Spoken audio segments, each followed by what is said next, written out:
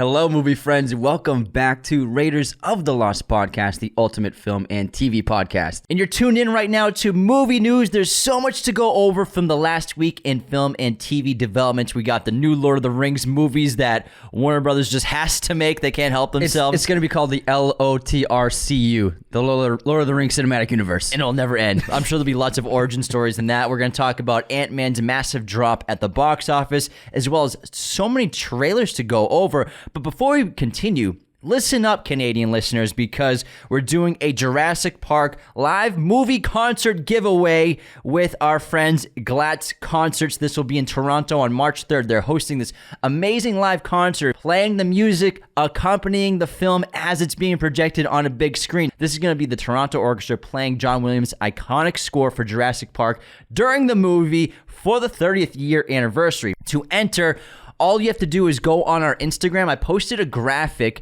for this giveaway. If you can be in Toronto on March 3rd and you can go to this event, definitely enter the contest. Leave a comment on that graphic, on that post on Instagram. You can't miss it. It should be at the top of the feed. If you don't have Instagram, send us an email at contact@raidersoftheLostpodcast.com. Now, this does not come with travel fees or anything like that. So if you can't be in Toronto of your own accord, I really recommend not entering this contest and maybe taking it away from somebody who can be in Toronto. Again, it's going to be on March 3rd with Glatz Concerts, and it's going to be a Jurassic Park 30th anniversary live concert with the full orchestra. Thanks, Glatz Concerts, for doing this event. They have events like this all over North America year-round. So they do the Harry Potter movies, a bunch of Spielberg movies, obviously. So if you want to check out their schedule, go to glatzconcerts.com. That's GLATZ concerts.com. Also go to their Instagram, TikTok, Glatz Concerts, GLATZ. Thanks so much to partnering with us on this giveaway. We wish we could go. We can't make it to Toronto, but two of you definitely can. Good luck, everyone. Now let's get into the box office of the weekend. Now, we saw some very troubling signs ahead for Marvel. Ant-Man and the Wasp: Quantumania is still at the top of the box office with $30 million this weekend. However, it had the second worst drop in MCU history with a 72% drop from its opening weekend. So it was totally front-loaded. Also, a 72% drop means that people are not getting word of mouth spread out. The word of mouth is bad on the film, as well as not repeat viewings. Marvel movies often make money. They'll do well because people will see the film 2-3 times in theaters. And yeah, Anthony's a huge Marvel head. He's usually that guy. He was dressed up as Ant-Man for this one. And so obviously the movie made a ton of money.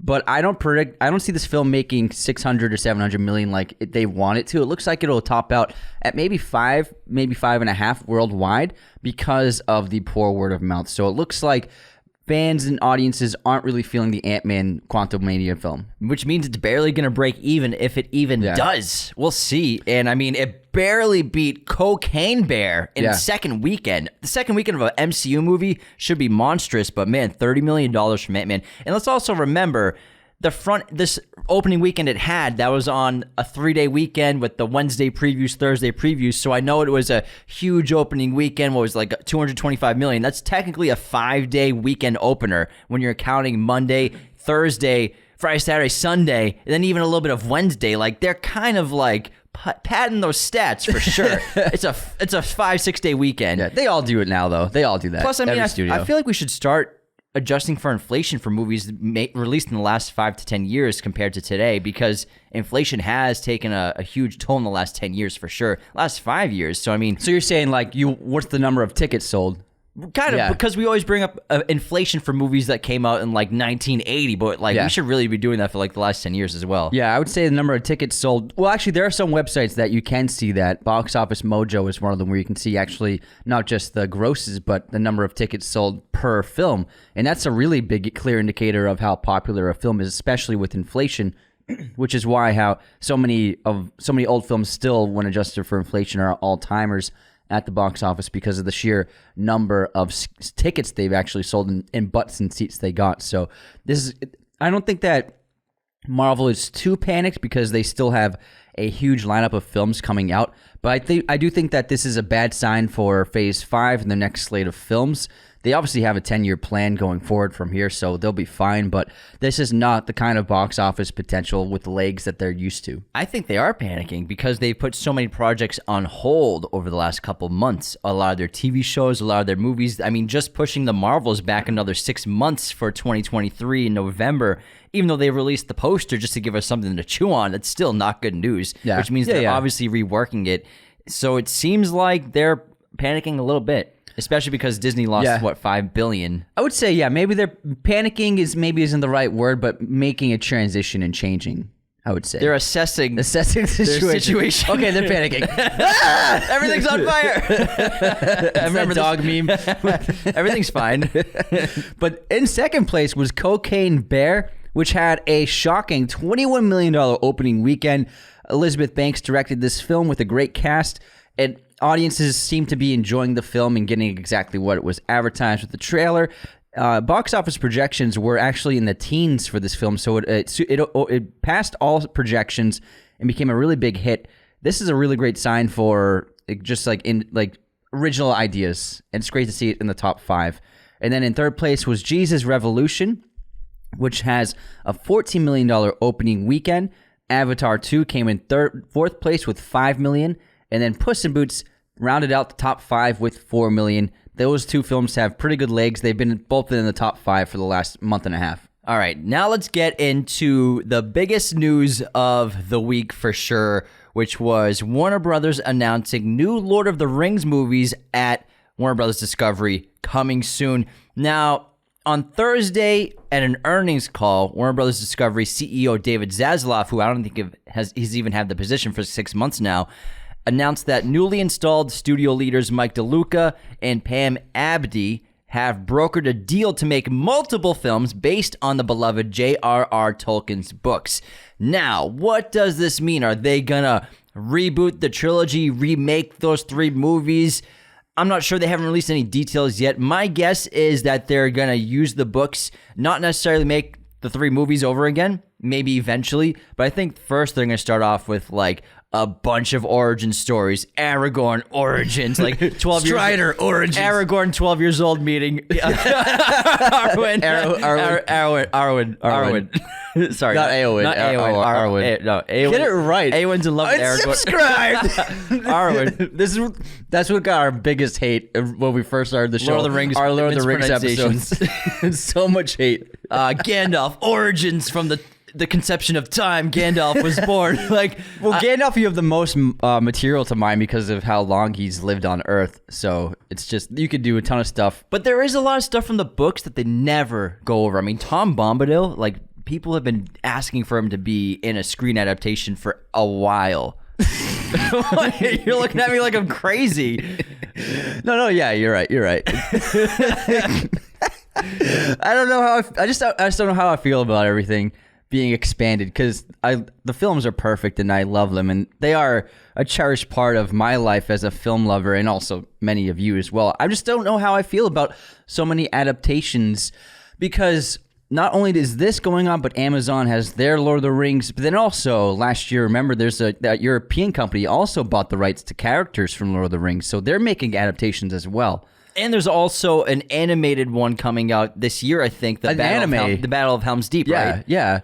So my concern is we have 3 different movie studios making adaptations of Lord of the Rings characters and stories. So that's what I just feel is just so odd, because obviously Amazon only has the rights to certain bits, and it seems like Warner Brothers bought the rights to most of Tolkien's work. But then also that European company, I can't remember the name of it, they bought the rights to certain characters.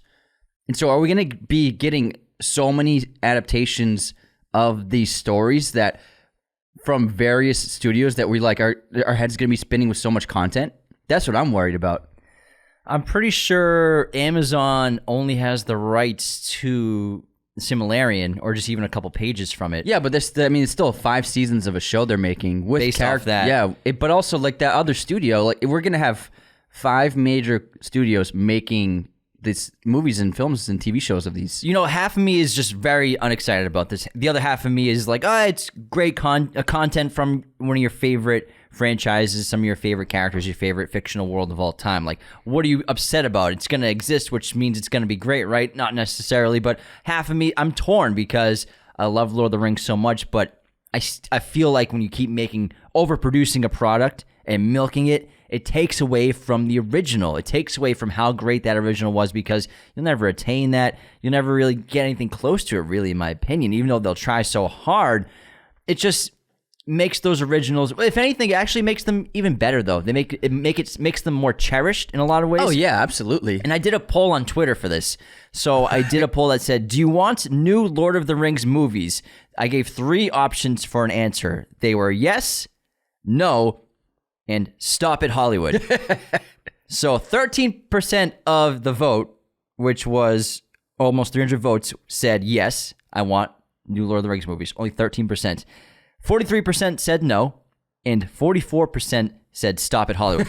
So that is 77% of the vote. So, 87% of the vote said, I do not want new Lord of the Rings movies, which I think fits in the criteria of us as well and most people. Like, I think Warner Brothers, obviously they don't care. They're trying to make some money. That's what studios do. They're milking IPs. They're changing the ending to I Am Legend to make another movie out of it. So they're doing what they got to do to make money. It's disappointing. You wish you get new original stories, maybe new fantasy stories, new sci-fi stories, but just to milk the same thing over and over and over again. And now, obviously, the news of the new Harry Potter franchise. Are they actually going to reboot the movies, or are they going to do The Cursed Child? Well, that's also been announced by Warner Brothers. They're going to adapt the rumor. It's not official, but the rumor is they're adapting The Cursed Child into a trilogy, and they're in talks with the main trio of actors to reprise their lead roles. I'd be shocked if they were able to do that. I mean, I know Emma Watson, she wanted to quit Harry Potter while they were making them. Yeah, she apparently, she was like reluctant to sign on to the Deathly Hallows films, and she also is kind of semi-retired. I doubt that they're able to get Emma Watson back. They'd have to write some huge fucking checks. Huge checks. Emma, look at all these zeros. 50 million for one Look at movie. all these They'd zeros. have to write some really, really big checks because I know Rupert Grint, like he's even been outspoken recently about how much he how much he didn't really enjoy making those movies towards the end of the franchise. Radcliffe, obviously, I'm sure he might come back. I've heard him express disinterest in coming back like years ago about doing Cursed Child. So I don't know if that's even legit. Rumors, yes, they're obviously trying to develop them, but what are you going to do if you can't get them 3 back? But also, I honestly don't like the Cursed Child story. What if they changed it up? If they changed it, yeah, but I read it. Have you read it? I have not. It's quite dark, and it's surprising the direction that they went with the characters and with Harry's kids.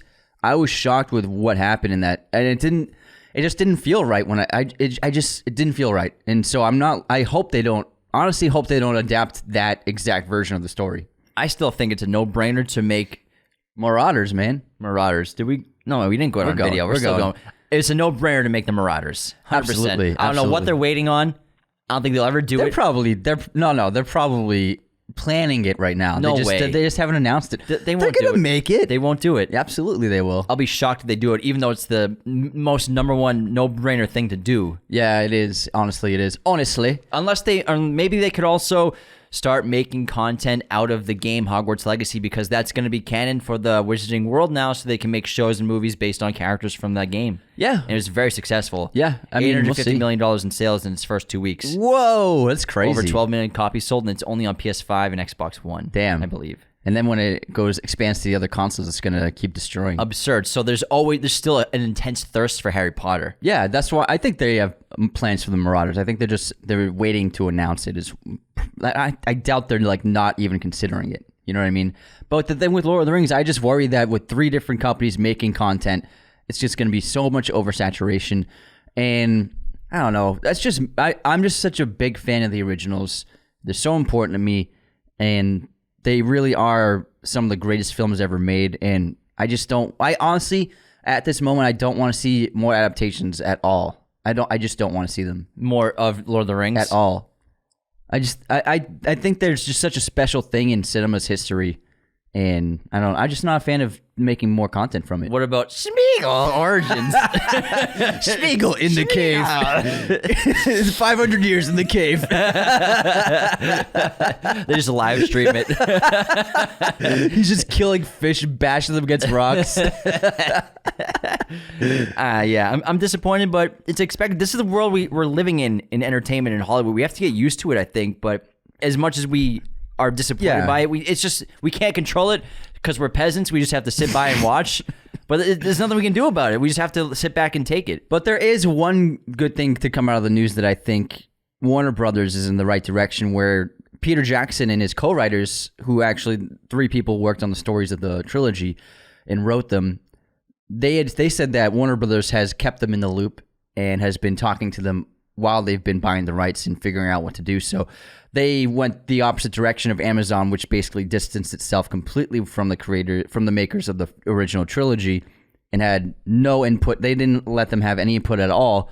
Warner Brothers is talking to Peter Jackson and them. So I think that's a good sign, at least, that they are respecting the people who crafted the perfect adaptations of the books, to see their opinions and get their insight. Yeah, so specifically, he's talking about Philippa Boyens and Fran Walsh, who were integral to adapting the books into the screenplays, doing the screenplays and with Peter Jackson. So they were as much part of the creation of that trilogy as he was. They have co-writing credits, yeah. So it's great because I know when we've read with the interviews from Peter Jackson when they were developing it with Amazon, The Rings of Power, he was in conversations with them initially if they reached out to him if he'd like to be involved with the original people who were running the show. And then when those people got axed, Peter Jackson got ghosted basically, and he never heard back from Amazon about Rings of Power, and they never took any of his input or suggestions. And I think it's pretty obvious with the story. Yeah, and then, it worries, adaptations like Netflix adapting Avatar Last Airbender, and they've probably changed it so much, which is why the 2 creators of the show left the Netflix adaptation of the series, which is just very worrying as a fan of that show. It's just, I don't know. I don't know. I don't like I'm not liking these big companies buying these IPs and then making new versions or just spin-offs after spin-off after spin-off. It's a gold rush. It's an IP war. It's not like it's Marvel or DC Comics where they have an insurmountable amount of stories of characters that have been written for decades, where there's just so much material to draw from. That's already been written. And there's 70 versions of Batman at least. Yeah, exactly. It's not like that where there's just so much stuff to pull from. Like with Tolkien's writing, there's not that much of it, and it's minuscule in comparison to those. So that's which means that most of it's going to be just fictional. Most of it's going to be new stories and not what he wrote. What if they made a movie of Aragorn as an older king, going to war? Sounds interesting. Warner Brothers, hit me up. You got the job. You got Here's it, $500 million. All I have to do is direct an indie hit, right? Oh, no, that's MCU. That's Disney, yeah. Disney, you directed an indie movie and you get a $200 million budget. Don't fuck it up. You had 7 cast and crew last time. It should be a piece of cake for you. Warner Brothers has done that a few times. That Keanu Reeves movie, 47 Ronin, they gave it to a first-time director. It was a $250 million movie. Yeah, I remember that was a huge bomb. Yeah. It was a commercial director. I can't remember his name, but it was his first film. It's wild. Yeah. I think, something like that entices me a bit because we're not rebooting, or at least we're continuing a story of Aragorn and Arwen. I just have it leaves a bad taste in my mouth that it's not what Tolkien wrote. No, I know, but still... Like I said, we just have to get used to this. There's nothing we can do. We gotta just take it on the chin, bro. Yeah. Take that haymaker. It's gonna be a lot of jabs. It's gonna be an endless spree of jabs. Oh, you like Lord of the Rings? Oh, you like Star Wars? We're all delirious now. We're punch drunk. Oh, you like John Wick? John Wick 76. I love John Wick though. No, not talking shit, but no, yeah, because they are extending that one too. But it seems like they're not doing too many adaptations for now. Everything's getting a verse. Wait in 40 years when Keanu's dead, it'll be like John Wick reboot, 16 spin-offs. No, he'll never die. He's a vampire, dude. Did you know that he's refusing to sell his likeness for future uses of his my man. face. It's my guy. He says he doesn't want to do that at all. It's my guy. He's never going to sell his likeness. It's because legends live on forever, not artificially. Love it. All right, let's get into. There were a lot of movie trailers that came out this past week. I think the most notable one is About My Father, which is a Sebastian Maniscalco film he wrote, starring him and Robert De Niro. Why would you do that? He's hilarious, and he's going on a trip with and he's bringing along his Italian immigrant embarrassing father for the trip to meet his future in-laws. And it's just basically a culture shock for him and his dad to dealing with his dad around these people. And it looks terrible, but also good at the same time. I don't know how I feel about it, but I just think that two of them together, two Italian superstars, it seems like a lot of fun. I mean, he's probably the biggest comic in the world. Yeah. It's really cool. He's acting with De Niro again. He was in The Irishman. Yeah. So they had some scenes together in that movie. So it's really cool to see them working together outside of like a Martin Scorsese movie, doing something fun. And De Niro's got great comedy chops, and I love Sebastian's old stand-up comedy specials where he's always talking about his Italian family, especially so many bits about his father. many, yeah. It's hilarious. I can't wait to see like what he puts into the movie and the script from his past with his father, Yeah. and just like the influence of that character with De Niro playing it. I saw an interview where someone talked to him about his role in The Irishman, and he was like super nervous, and he was like, "Oh my God, De Niro's here," and they were standing in the scene, getting ready to shoot his first like take with De Niro, and he was like dying, and he was like panicking inside, and then De Niro just walks up to him and fixes his tie, and he goes, your tie was crooked. Why would you do that? All right, we got a new trailer for Guy Ritchie's latest film, Operation Fortune, Ruse de Guerre, starring Jason Statham and Hugh Grant. Wow, the pronunciation is terrible. You don't speak other languages? Ruse de Guerre. I mean, is that... I don't know. I'm just Ruse? messing Hey, with you. you know what? Get out of here. I'm American. That's my excuse. It's also going to star Josh Hartnett, Aubrey Plaza, Carrie Elwes, and Bugsy Malone. Josh Hartnett was also recently in Wrath of Man. Hugh Grant's a regular in Guy Ritchie movies, and obviously Jason Statham is one of his best buds. They've done like 6 movies together or something like that. So Since the beginning, man. yeah, He's one of Guy Ritchie's first. he's one of the guys He's who in like, Lock, really Stock. discovered him. Yeah. I'm excited about this. I love Guy Ritchie movies. I think he's been on killing it the last 10 to 12 years, even though people talk so much smack about him. He still puts out a movie every 2 years. Stop talking smack, guys. All right, he's putting out 2 movies this year. It actually looks like a lot of fun. Just like comedy, action, espionage. Aubrey Plaza looks terrific, so sign me up. It looks like a great time. She is booming. Yeah. Her career is in the stratosphere. She's in everything. Next up, we have another Exorcist movie. Russell Crowe battles demons in The Pope's Exorcist trailer. Based on a true story, the Julius Avery directed feature will land in theaters on April 14th. It actually looks pretty cool. Yeah, I mean, Russell Crowe signed up for Yeah. it. So, I mean, he's not, every one of his movies isn't amazing, but it's cool to see him do a horror film. Can you think of him doing a horror movie before this? He's never done horror that I know of. I can't think of anything. It actually looks pretty solid for the horror genre, for the Exorcist genre, the subgenre of the genre. So many genres. Of the genre. Yeah. Well, technically, what's the one where he's the angry driver, the road rage guy? Oh, that's a horror movie. It's like a monster movie. I like that movie. Yeah. Because it represented you in the car. It was fun. That was a fun movie. It looks fun. It looks cool. I love Exorcist films when they're done right. They can be a good time at the theater, and it's actually based on an interesting true story about the official exorcist of the Vatican. It was like a real person, and he was like the head exorcist of the Catholic Church. Unhinged. That's it. Yeah, That's the name of the movie. Oh man, it's fun. That's a horror movie. It's great. Next up, the Boston Strangler kid. Yeah, guy. Keira Knightley and Carrie Coon star in the adaptation of the true crime story, and they play the 2 journalists who helped with the investigation and actually helped identify the Boston Strangler. It looks great. Carrie Coon and Keira Knightley are 2 extremely talented actors. There's a lot of great co-stars in the film as well. Chris Cooper looks like he's playing the head of the newspaper, who actually is from Boston. So I like how they got some Boston guys in there, Boston guys and gals. But the accents look good. Kira's not doing an accent because not everyone in Boston has an accent. Not everyone. And but Carrie Coon has a slight one, and it sounds pretty solid. It looks great. I love journalism films, and this is a crazy story you grew up learning about as a kid in Boston. Everybody knows about the Boston Strangler. Not to be confused with the Scranton Strangler, who I still think was Toby.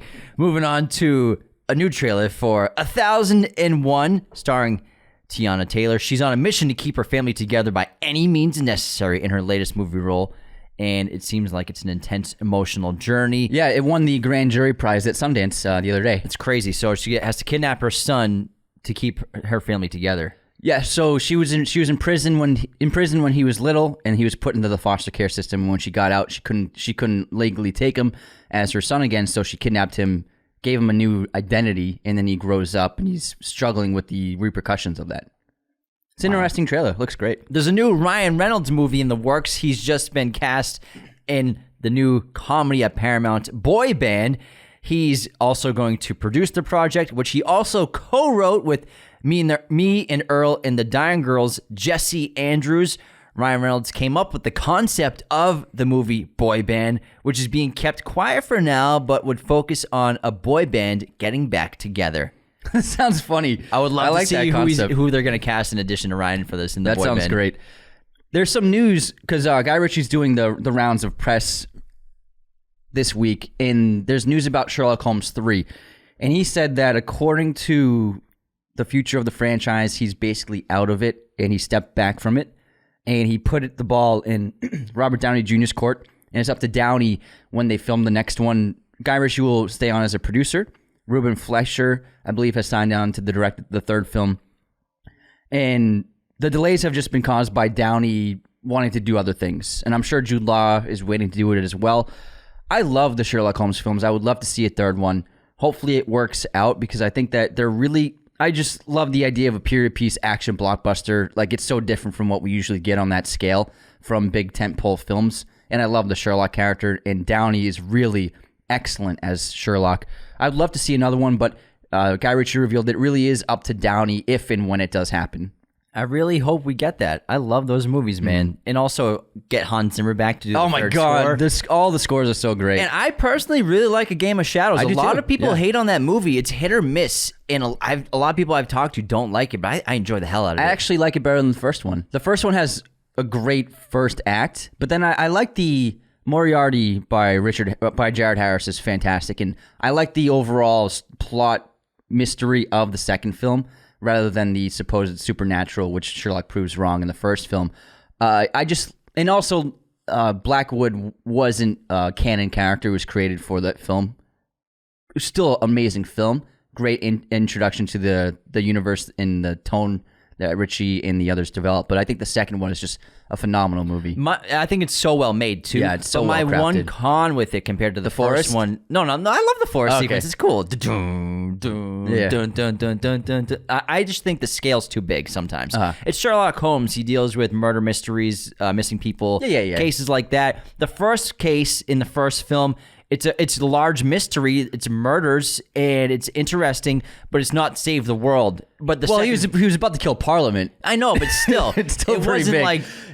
Well, the thing is, you got to make the stakes big for a big movie. They're investing 150 mil. The studio's like, we want the stakes and conflict to be massive. True. Okay, yeah, I get it. I would love a small scale Sherlock Holmes film, like a small budget and just being a small contained mystery. I think that would obviously work better. But the thing is, Warner Brothers threw $200 million at it. They're like, we want this to be gigantic. That's Well, what what's it is. bigger now for the third film than a potential World War III? I mean, they'd have to go to space I would love it if they in the 1800s. I would love it if it was just like maybe he solved a series of killings. Or there are some really fun mysteries that they could do, like really cool, interesting mysteries. I don't want to see Hounds of Baskerville because that's been done a few times. They'd have to do something new. Yeah, probably something new, but they can draw from. There's a couple of where he travels to other countries that could be fun. I think so. I yeah. think if they brought the scope down, it'd be awesome. I agree. It's too big in scale. Yeah, I see what you mean. Moving on to Creed 3 reactions. If you don't know, we did a IMAX ticket giveaway. Thanks, IMAX, for sponsoring that last week. Nicole Perez won. Congratulations. Congrats, Nicole. So Creed 3 reactions are out, and critics are loving it, calling it a knockout and a great directorial debut for Michael B. Jordan. Cannot wait to check this out. We're going to see it tomorrow night, obviously in IMAX, because Michael B. Jordan being so cool fucking awesome, is making his first movie filmed and shot for IMAX. So you got to see this in IMAX, obviously. Yeah, I think it's smart for him to take the reins of the franchise, just how Stallone did. He directed the second, third, and fourth Rocky movies. So he's like following in the footsteps of taking the reins and control of the trajectory and style and tone of the franchise. Very cool. Very smart. Next up, John Williams says that the Indiana Jones and the Dial of Destiny score is finally finished. He was quoted saying, "The old material works very well as a touchstone of memory, but I had great fun and have a theme that I've written for Phoebe Waller-Bridge's character. I can't wait to hear more music from John Williams." When did this movie start filming? Dial of Destiny? Before COVID, I think. That's insane. Hold on, let me check on Wikipedia. So I think during COVID it started, actually. Production on Indiana Jones and the Dial of Destiny started, blah, blah, blah, blah. Pre-production was 2019. All the way into filming started, 2020. Summer 2020. So 2020, Spielberg dropped down in February as director, passed the reins, obviously, to Disney to pick someone else with James Mangold. So it began filming in the beginning of early 2020. Mm-hmm. That's wild. It's been that long into this movie in production. Well, I mean, obviously lockdowns and everything's delayed it for a year. It's not just, it's pretty common. It's 2023. This is pretty long. Yeah, man. I didn't been a while. I keep forgetting it's 2023, man. I was like, 2 years isn't that bad. I was like, it's 3 years. That's quite a long time. But they were dealing with. I'm sorry. It's June 2021. Principal photography began. Oh, then that's standard. That's totally standard. Sorry about that. Couple of years. So COVID shut it down for a whole year though. Uh-huh. It shut down the pre-production. It was supposed to start filming in 2020. That's what it is. Yeah. So yeah, that's not even that long, honestly. That's pretty standard. All right, let's do some more news. We got Trick or Treat, the iconic cult classic Halloween film, is getting a sequel, and it's going to star the new Scream Queen from her old Scream Queen days, Winona Ryder. Winona Ryder. She is going to be the lead in Michael Dougherty's Trick or Treat sequel. No word yet on what it's going to be called. Trick or Treat. Trick or Treat. Trick or Treat. Trick or Treating. Trick or That's Treat. what they should call it. Trick or Treat. It's not Trick or Treat. Huh? It's just say Trick or Treat. Trick or Treat. Trick or Treat. Yeah, Trick or Treat. No, I'm just specifically making sure that everyone understands. Accents, Are they saying Trick or Treat or Trick or Treat? Trick or Treat.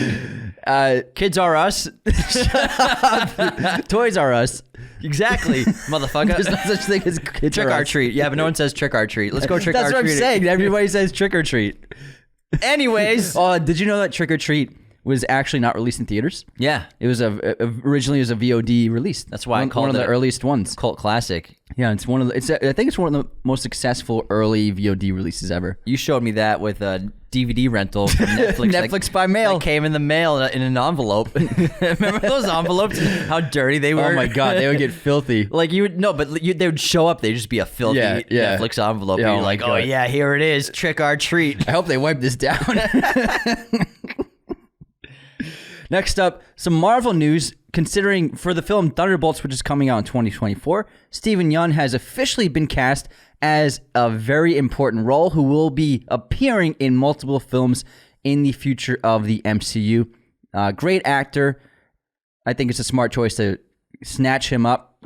Marvel, who hasn't been in a Marvel movie now? I know, right? Everyone. Brad Pitt. Oh, he was in Deadpool. 20th century. This is technically a Marvel movie now. Yeah. Crap. George Clooney. George Clooney has not been in a Marvel movie yet. So he'll be someone when he's older. Denzel. Yeah. Okay, there's a couple. There's a few actors actually. I'm just answering your question. Was it a rhetorical question? I'm sorry. No, yeah, it was rhetorical. It was a sarcastic question. Sarcastic. I know there are actors who haven't been in Marvel movies. Only three. Just them two and Meryl Streep. Everyone else has been in a Marvel movie. No, it's cool news. I mean, he's been blown up as well. He's an excellent actor. So it's cool to see him. If anyone wants to see a really cool movie that he's in, there's a South Korean film called Burning, which came out in 2018, and it is fantastic, and he's amazing in it. Well, where can we watch it, Anthony? Amazon Prime. Nice. Get it on your watch list. It's excellent. Some David Fincher news. He's been doing some rounds as well and getting interviewed probably for The Killer, which is upcoming. And he's explaining why Netflix's original show, Mindhunter, which a lot of people love, it has a cult following, will not get a third season. Now, he said that, and previously we always heard that his commitment to other projects was to blame, but it seems that it's kind of Netflix's fault for not meeting his budget. So, to quote David Fincher, I'm very proud of the first 2 seasons, but it's a very expensive show, and in the eyes of Netflix, we didn't attract enough of an audience to justify such an investment. I don't blame them. They took risks to get that show off the ground, gave me the means to do Mank the way I wanted to do it, and they allowed me to venture down new paths with The Killer, which I cannot wait. It's a blessing to be able to work with people who are capable of boldness. The day our desires are not the same, we have to be honest about parting ways. So it just seems like it's a budget issue. Audience probably wasn't big enough. And if you watch that show, definitely has a huge budget. Lots of locations, lots of exteriors, interiors, pretty big cast. And so I understand why clearly the budget's too big for Netflix in terms of their audience. And it has a shit ton of visual effects. Yeah. They shot a ton of stuff, even exteriors in front of green screens. Have you seen behind the scenes of it? No, not yet. Like, there's shots where the 2 leads are like outside and they like go to their trunk to pick something up take something out of the trunk, and they're just in front of a green screen. And then Fincher had his team put in like a motel behind them, like an exterior during the day. It's like the visual effects of that show is insane because it doesn't look like visual effects. The one thing, the biggest con for me for this never happening is that the backdrop of that serial killer. The Strangler guy or it's something? the torture, TRC, the torture. TRC, yeah. Yeah, torture, kill, or TRK, a TKR, something like that. Yeah, TKR sounds familiar, yeah. Where we never get the finished story of that character, which was always just teased for a while as the backdrop. He didn't even show up in every episode, but we were always just following him while the investigators were following other serial killers. The audience was following this serial killer because probably one of the worst in the history of North America. So it's disappointing to not see the conclusion of that story. But it'd be sick imagine if you made a movie about that. Lots of unanswered questions for that show, but I understand. Yeah, great cast too. Jonathan Groff. Holt, what's his last name? I can't remember. And then, what's her name? I'm so bad with names today from The Last of Us. Oh, you're thinking of Anna Torv, and then Anna Torv, yeah. What's Holt something? Holt McCallany. Holt McCallany, yeah, that's him. He's in mine. Yeah, his name was Robert Paulson. His name was Robert Paulson. He's that actor from Fight Club. Moving on. Succession, disappointing news. No, I don't think it's disappointing. Succession will end with season 4. So the show is going to come to an end at the end of the season right now. I think that's great. They're not extending it too long, and it seems like if the showrunners are like, this is the story that we had in mind, I think that's great. It doesn't. I guess, I don't. It's about the succession of the company. So like they got to pick a successor eventually. It can't be 10 seasons of waiting. Yeah, that's true. So I actually think it's good news in that it seems like it's very appropriate and works with the structure of the story they set up. And now this gets me more excited for the season to see who is it going to be eventually. Yeah. Who do you think it's going to be? Greg? Greg the egg? I think that's Greg's destiny. No way. No effing way. I think it's going to... it's tough. I'd probably say Shiv. I'm probably guessing Shiv, but it might change. I think it's going to be someone who's not obvious. Greg the egg.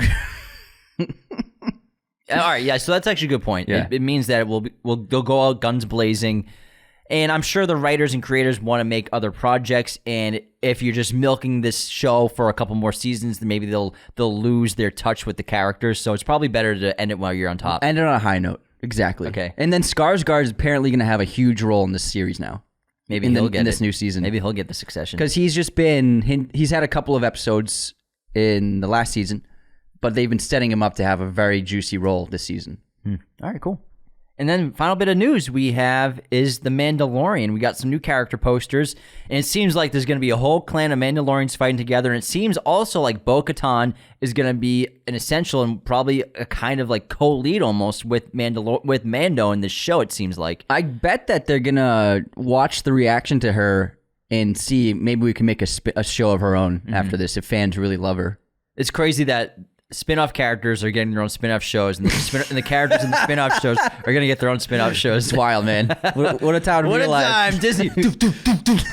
You like jab. Star Wars? Here's another one. Here's another show. Jab. Boom, boom, boom, boom. Oh, you have stuff to do tonight? Not anymore. You're watching Bo-Katan. The Adventures of Bo-Katan in the Desert. of Tatooine. Get her a little sidekick. Star Wars fans are rolling their eyes at you right now. You know I'm right. This is the 17th show. Jinx. But I'm excited about Mando's. Yeah, it comes out in what, a March couple of 1st. weeks? And Wow. once The Last of Us is over, Mandalorian season 3 will be the main TV show that we'll be covering on the show. Probably with Succession as well, because Succession is in April, right? Succession starts in March. Oh man, well maybe we'll do both those. Succession takes over the slot once The Last of Us is done. All right, cool. So then Last of Us has 3 more episodes, including today, so 3 in total. And then once that's done airing, Succession is going right into that slot on Sunday nights. Should we do Successions on Mondays? I think that we should do... I don't think we should do separate episodes because Succession doesn't have the same kind of viewership as those shows. Yeah, like Mando's going to be I huge. think we should do like a series review and then a season review of the 4th season. I think it's a good That's idea. what we should do. It's a good idea, Anthony. All right, episodes coming to you this week. Obviously, The Last of Us Episode 7 review tomorrow. You don't want to miss it. It's going to be Left Behind, which is the extra content on Last of Us Part 1, which I just finished. So that you finished it? Yeah, I finished it so that I can talk about the differences between the game and the show, because this entire episode, based on the trailer, seems to be based just off that part of the game. Hey, thanks for doing that, man. Yeah, I mean, I gotta go to this is part of the job. It's work, hard work. Part of the Someone's job. gonna do it. It's one of the coolest parts of the game. I'm not gonna lie, it's super fun. And then Tuesday, what are we doing? Anything? Nothing Tuesday. Nothing yet. Yeah. Well, we might change that. Wednesday's weekly chat. Thursday is going to be next week is going to be Born Week. That's right. Born Week. We're going to do Born Identity on Thursday, the Born Supremacy on Friday, and then on Saturday, wrap it up with the Born Ultimatum. We're not going to fucking touch the other two for now. But we're going to do What other 2? I don't. There are other movies? I wish I never saw them either, man. We're gonna talk about the original great Bourne trilogy 3 days in a row. It's gonna be incredible. I just watched them this past weekend. Same, and bro. It was fantastic. Same, bro. You know what we should do for God. Tuesday if we have time? Knock at the Cabin. Do you think we should have 7 episodes in a week though? It's Yeah. a lot of episodes. Maybe next Tuesday we'll do Knock at the Cabin. Maybe, yeah. Yeah. I liked it. It was pretty good. It's pretty good. It was better than old. Yeah. I gave it a 3-star rating on Letterboxd. I would say about the same. I was like, you know what? It was pretty good. It was It's pretty really good. well made. Yeah. But I get, the thing is, for the first time in a Shyamalan movie, I guessed the ending immediately. I guessed that ending within 5 minutes. Yeah, I don't want to spoil it. I predicted it. It seemed kind of obvious, Yeah.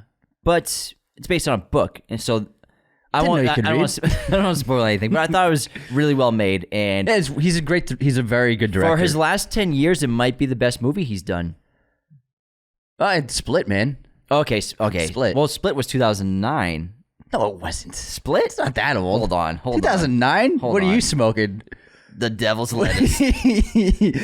Your eyes are as red as the devil's dick. Split 2016. I was Christ. way off. 2009? My God. Oh, yeah, James McAvoy was like Wanted back then. This fucking guy. This fucking guy. All right. He did Last Airbender adaptation that year, I think. All right. Anyways. Well, okay. You know what's funny is I saw a meme where M. Night Shyamalan has made 3 of the worst movies ever made with Avatar: The Last Airbender, the Happening? The Happening, and then the fantasy one with Oh, The Lady in the Water. Lady in the Water.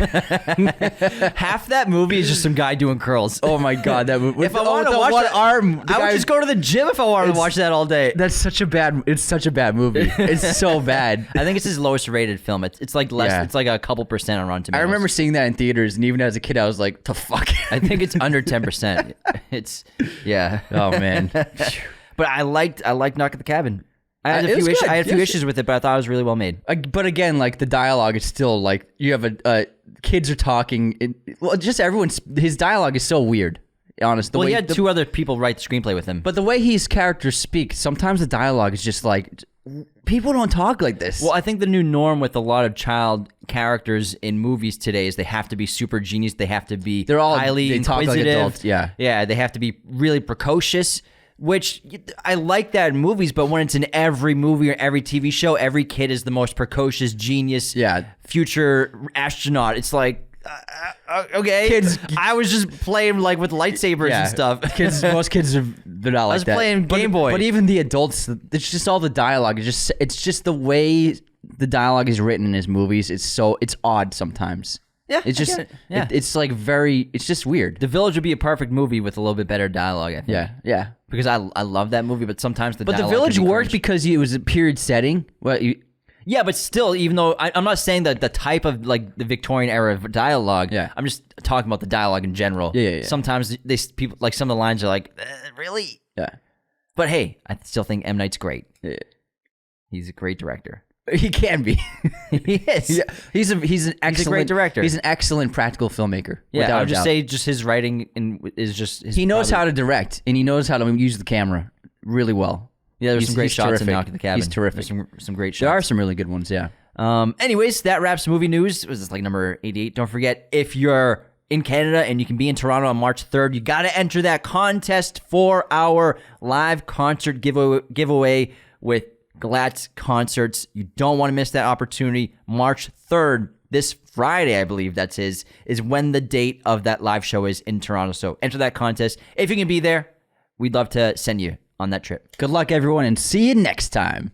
Thank you for watching Raiders of the Lost podcast. Be sure to hit that subscribe button, hit the like button as well, notifications for sure. Listen to the show on Apple Podcasts, Spotify, everywhere you can listen to podcasts, and be sure to check out this other content we have on our YouTube channel.